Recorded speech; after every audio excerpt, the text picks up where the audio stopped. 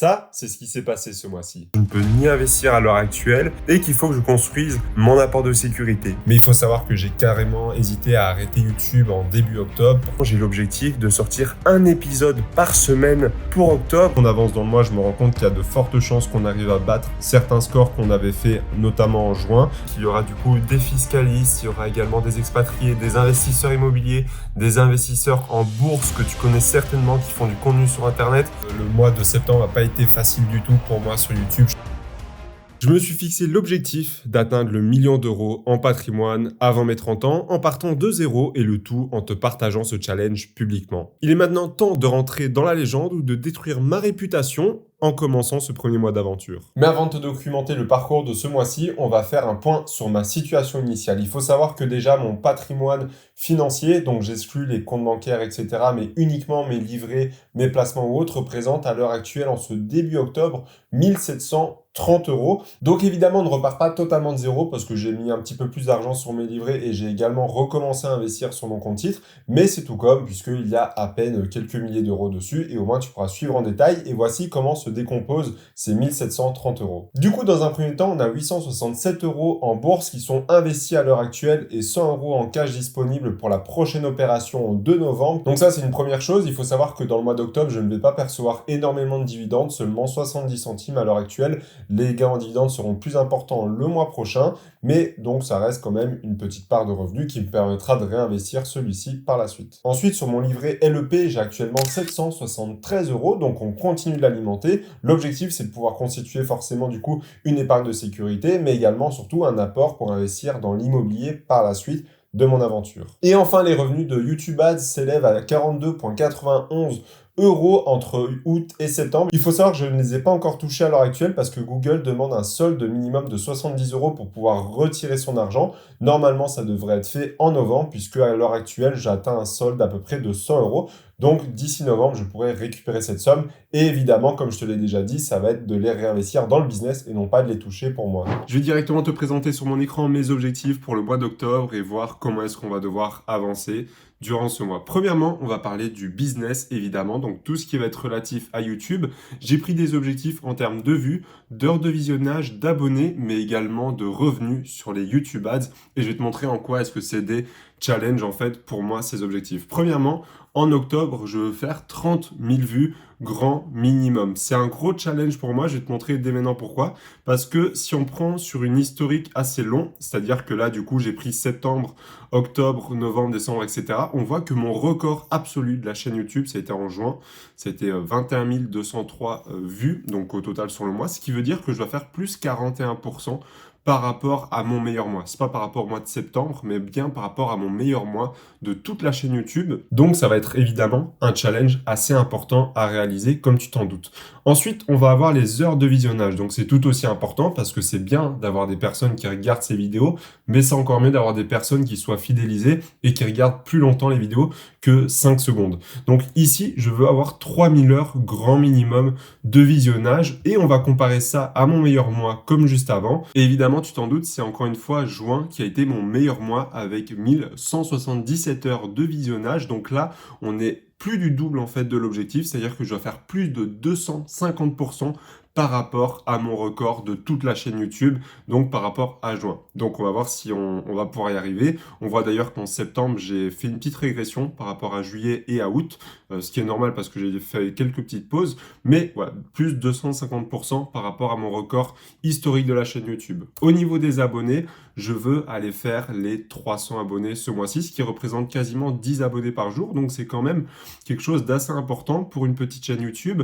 Et mon record, encore une fois, c'était en juin 2023 avec 273 abonnés gagnés durant le mois, donc un peu moins de 10 abonnés par jour. À savoir du coup que c'est l'objectif le moins ambitieux, on va dire, parce que ça serait que plus 10% par rapport en fait à mes abonnements. Mais si on regarde un petit peu les derniers mois, juillet, août et septembre, on est à peine autour des 110, 130 abonnés, donc ça ferait un plus 100% quasiment par rapport à ces mois-ci, donc ça serait important à réaliser. Et enfin, YouTube Ads, il faut savoir que je suis monétisé que depuis milieu d'août en fait 2023. Donc évidemment, j'ai pas assez de recul pour vous dire exactement si ça sera faisable ou non. On verra bien. Je vais au moins faire 70 € ce mois-ci avec YouTube Ads pour un premier vrai mois, on va dire, où je reprends bien les vidéos. Donc en termes de revenus, en août, j'ai été commencé à être monétisé du coup le 28 août environ, si je dis pas de bêtises. J'ai gagné que 3 € environ. Et en septembre, j'ai gagné 40 € en arrondissant, ce qui ferait une augmentation de plus 175% par rapport à mon seul mois complet et donc de référence. Donc ça, c'est le premier objectif en termes de YouTube. 30 000 vues, 3000 heures de visionnage, 300 abonnés et 70 € de YouTube Ads. Et tu verras à la fin de cette vidéo si j'ai réussi du coup ce challenge. Ces objectifs, ils sont très beaux sur le papier, mais il faut que je sache exactement comment je vais les atteindre et je vais te dévoiler en direct mon plan d'action que je vais suivre durant tout ce mois d'octobre. On va directement commencer avec le business et notamment avec YouTube. Premièrement, j'ai envie de sortir un mix entre des vidéos virales un peu plus, donc dans le sens où je vais sortir des vidéos qui parleront de mon aventure, mais qui peuvent avoir un potentiel de viralité assez important. Par exemple, je suis en train de travailler sur une vidéo qui s'appelle « Mes stratégies pour devenir millionnaire avant 30 ans ». C'est une vidéo qui peut potentiellement exploser. Et je vais aussi travailler sur des vidéos qui apportent énormément de valeur. Par exemple, des analyses d'action, comme je t'en ai parlé juste avant. C'est des choses qui me tiennent à cœur. Ou alors, tout ce qui va être apporter un angle différent à un sujet qui a peut-être déjà été vu. L'objectif, c'est vraiment de varier entre ces deux-là, avoir beaucoup de vidéos de valeur, un petit peu de vidéos virales, parce qu'évidemment, il faut que je me fasse connaître. Il n'y a pas d'autre choix que d'utiliser ce format-là également, tout en utilisant aussi des shorts pour partager les moments clés de mes podcasts. Tout en accentuant en fait sur le format long, c'est-à-dire des vidéos de plus de 30-40 minutes, notamment avec le format podcast qui est sorti normalement à l'heure à laquelle tu regardes cette vidéo, et aussi en accentuant sur les formats courts. Comment? Eh bien simplement en prenant les passages clés de certains podcasts et en les rediffusant, ce qui va me permettre d'attirer aussi un peu plus de monde et avoir quelques posts un peu plus viraux, plutôt que les podcasts qui sont forcément beaucoup plus ciblés sur une audience qui me connaît et qui m'apprécie. Et enfin, c'est continuer un petit peu ce branding de partager mon aventure. Donc évidemment, il y aura des vidéos virales, mais j'ai pas envie de faire comme tout le monde, c'est-à-dire, tu sais, des vidéos un petit peu classiques comme les 7 business à lancer en 2023, 5 sources de revenus passifs ou autres. Non,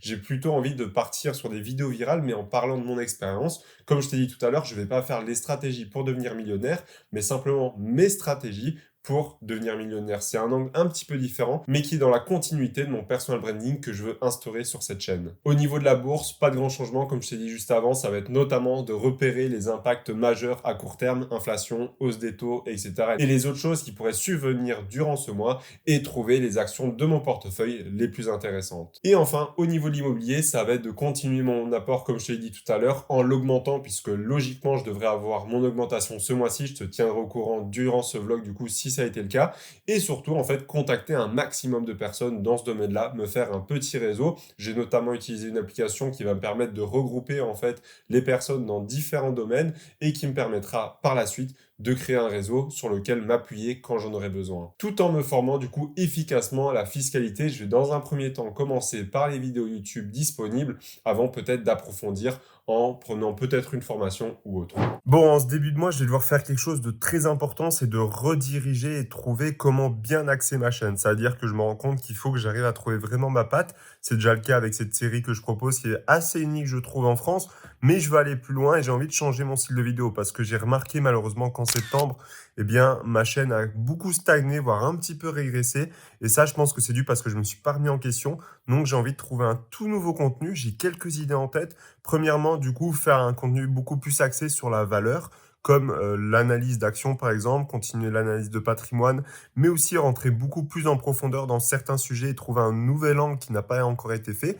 Mais également, ce n'est pas tout. Ça va être de changer un petit peu, une toute petite dimension de ma chaîne qui peut absolument tout changer. L'objectif, c'est que je te partage mon parcours. Donc évidemment, je ne vais pas te faire des vidéos 7 sources de business en fait à lancer, enfin 7 sources de revenus à lancer en 2023, 5 business passifs à débuter cette année ou autre, mais plutôt faire par rapport à mon expérience, c'est-à-dire sortir des vidéos, comment est-ce que je vais devenir millionnaire. Certes, ça reste un petit peu viral, mais ça va partir de mon parcours. Par exemple, comment est-ce que j'analyse une action en bourse plutôt que comment analyser une action en bourse, des choses comme ça. Ça change un tout petit peu, sauf que ça rajoute une dimension beaucoup plus proche avec l'audience et je pense que ça peut plaire à pas mal de monde, donc on va essayer ça tout de suite. Bon, du coup, il va falloir gérer la bourse également. Pour ce mois-ci, il faut savoir que du coup, le 2 octobre, j'ai mon ordre d'achat automatique qui s'est déclenché sur Trade Republic, qui était sur Texas Instruments à hauteur de 125 € si je ne dis pas de bêtises, ou même 128 en comptant les dividendes. Et du coup, il faut savoir que ce mois-ci, je vais absolument trouver une action qui répond à certains critères très spécifiques, mais pour la trouver, non seulement je vais devoir analyser les impacts à court terme que subit l'économie, j'ai déjà quelques idées évidemment, l'inflation, on a également les taux d'intérêt, j'ai quelques idées d'entreprises qui peuvent être très intéressantes à analyser, mais surtout trouver une entreprise qui est sous-évaluée dans mon portefeuille actuel. C'est hyper important pour moi parce que au moins ça va me permettre de renforcer mes positions qui sont déjà présentes, ne pas me surdiversifier avec mon plus petit capital, mais ajouter à cela également, du coup, pouvoir renforcer les dividendes que j'ai actuellement et des entreprises qui ont encore beaucoup de potentiel à long terme. Bon, ce mois-ci, j'ai aussi envie d'avancer évidemment sur l'immobilier, même si, comme tu le sais, je ne peux ni investir à l'heure actuelle et qu'il faut que je construise mon apport de sécurité. Mais ça ne m'empêche pas, en fait, de préparer le terrain, de me créer un réseau. Et pour ça, on va allier business et immobilier. C'est surtout autour de mon podcast. J'ai déjà quelques intervenants. Il y a un épisode qui a dû sortir à l'heure actuelle où je tourne, qui est d'ailleurs sur l'immobilier, que je te mets juste ici si tu veux aller le voir. Mais il faut savoir que, évidemment, j'ai l'objectif de sortir un épisode par semaine pour octobre. Et donc, évidemment, il faut que je contacte d'autres intervenants pour pouvoir le faire et surtout des intervenants dans différentes niches. Donc pour ça, je fais quelque chose de très simple, c'est que je vais sur YouTube, je regarde les créateurs que j'ai l'habitude de consommer, je les contacte et on voit si on peut faire. Je vais essayer de contacter des gens dans tous les secteurs, développement personnel, immobilier, crypto-monnaie, bourse, peut-être même entrepreneurs, des personnes qui ont voyagé, sont expatriés, enfin bref, on verra ce qu'on va contacter. Toi, tu en sais déjà plus à l'heure actuelle où sort cette vidéo. Mais voilà, là, il faut vraiment que je contacte un maximum de monde. Il faut savoir que j'ai une petite chaîne, donc les retours vont peut-être être un peu plus compliqués. Je vais peut-être certainement avoir beaucoup de retours négatifs également.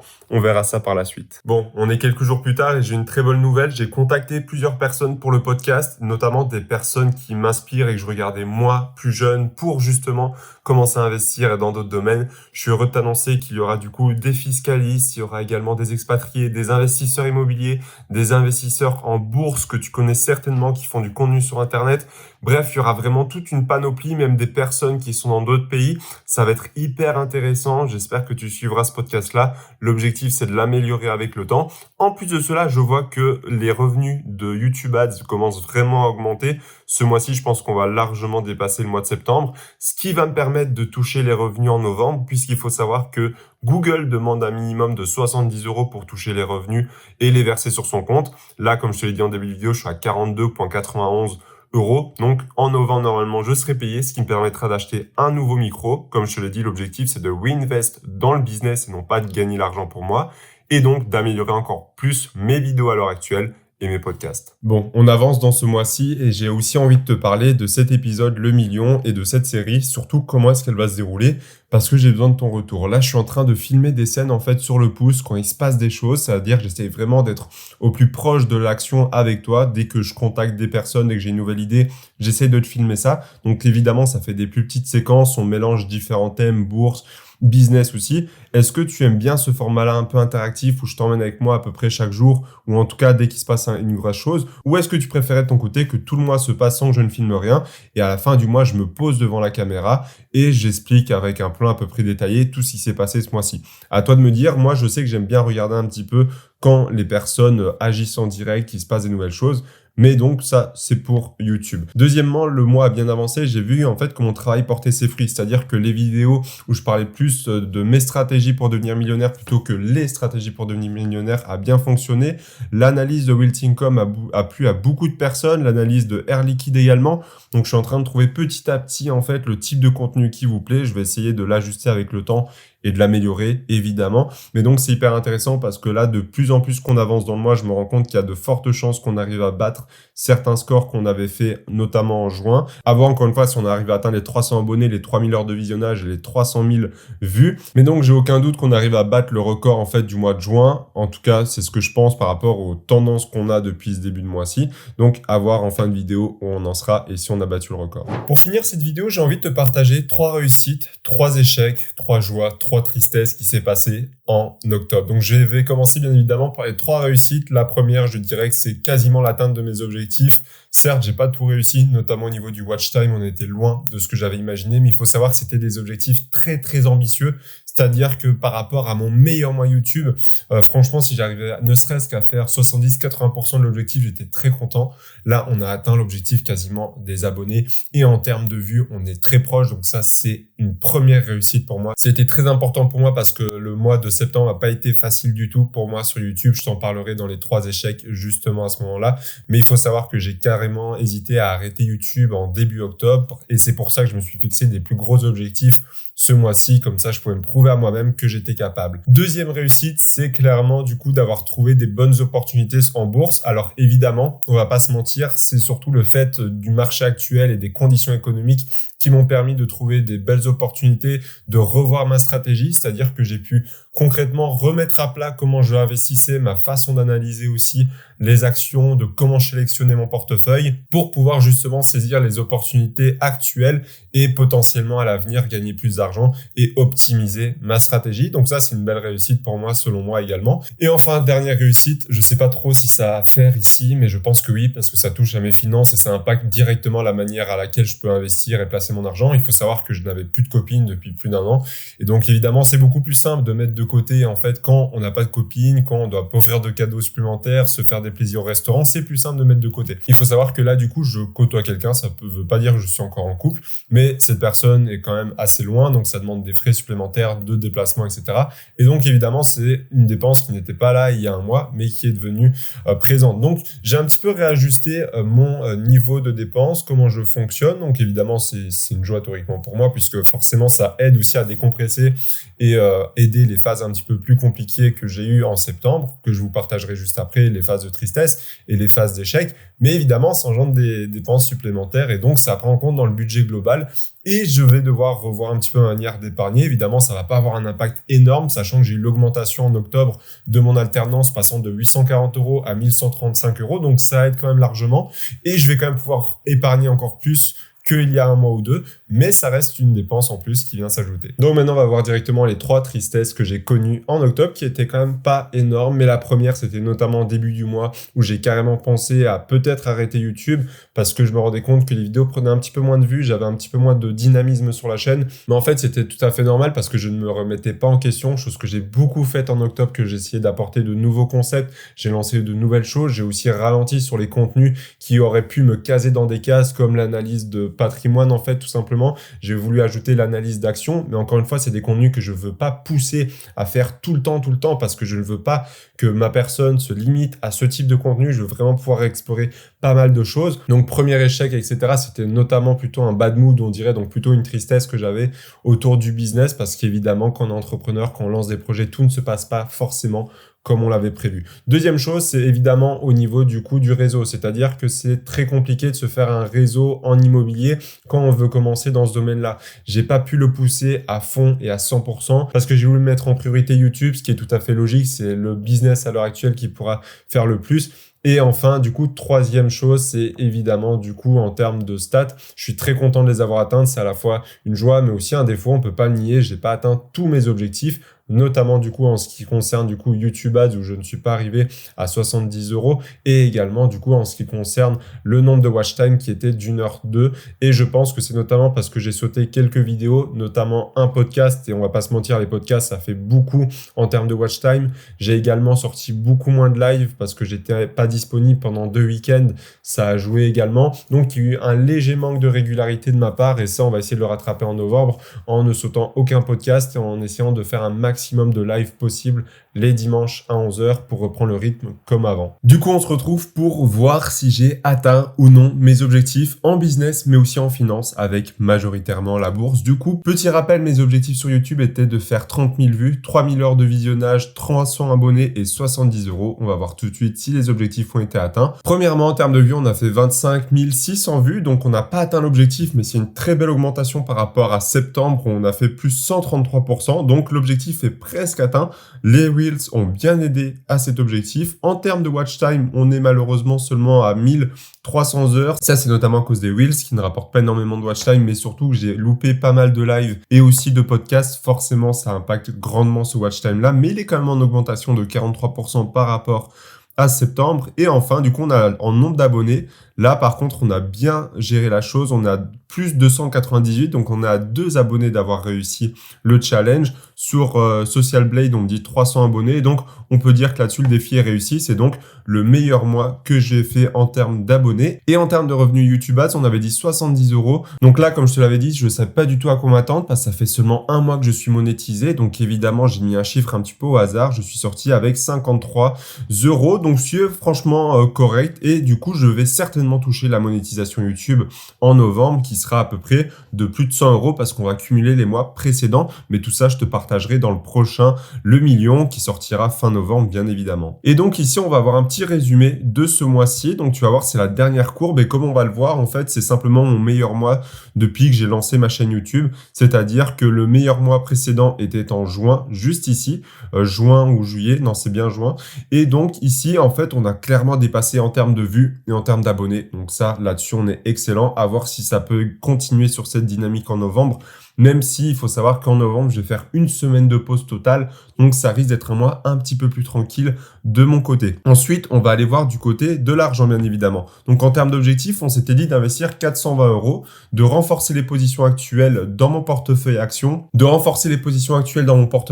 pour éviter justement, de faire rentrer une nouvelle position, sachant que mon portefeuille est pas assez conséquent à l'heure actuelle, mais surtout de trouver une action qui est sous-évaluée dans les actions que je possède. Donc, le résultat, ça a donné que j'ai investi bien les 420 euros, comme tu peux le voir ici, 320 euros sur mon LEP et 100 euros en bourse. Il faut savoir que j'ai décidé de faire un petit changement. Je voulais faire 200 euros bourse, 220 euros LEP, mais j'ai changé cela car en fait, je me dis que je préfère plus rapidement remplir mes livrets, comme ça par la suite, je pourrais plus investir en bourse. Je prépare également certainement un voyage en Corée du Sud. Il faudra débourser de l'argent, donc ça sera de là que je tirerai cet argent-là aussi. Donc évidemment, je te partage tout. Je ne vis pas comme un moine, j'ai aussi envie de me faire plaisir. Mais donc évidemment, je mets un peu plus d'argent de côté et on va voir ce que ça donnera par la suite. Mais donc pour le moment, j'ai réinvesti sur Wiltingcom 100 euros, ce qui porte mon portefeuille à hauteur de 960 euros environ. Et pour mon livret, du coup, il continue à augmenter et on va essayer de garder cette dynamique-là chaque mois. Du coup, essayer de mettre environ 300 à 400 euros dessus et garder les 100, 150 euros en bourse.